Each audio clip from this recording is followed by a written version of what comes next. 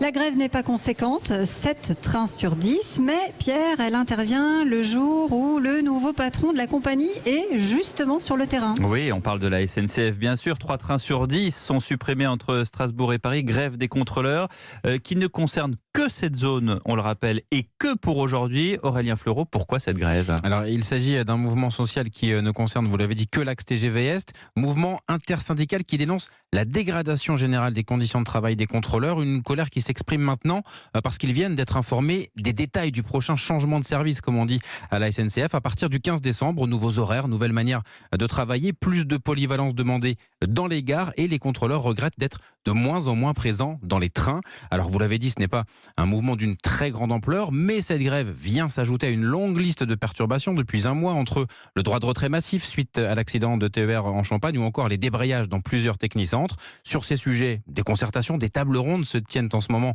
entre direction et syndicats. Rien de très concret n'en débouche pour l'instant. Les sujets internes à déminer se multiplient donc alors que la mobilisation nationale du 5 décembre sur les retraites se profile.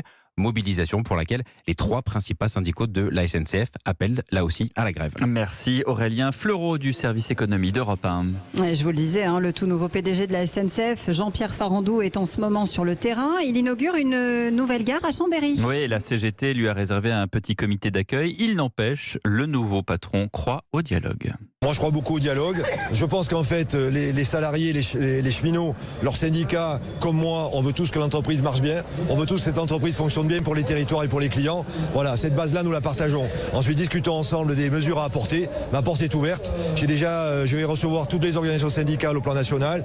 J'ai déjà annoncé qu'on faisait une table ronde autour du métier de conducteur. Voilà, le dialogue social est en marche. Ça marche une inflexion, je crois, claire. Donc voilà, les choses se passent comme elles doivent se passer. Jean-Pierre Farandou, le nouveau patron de la SNCF au micro Europe 1 de Jean-Luc Boujon.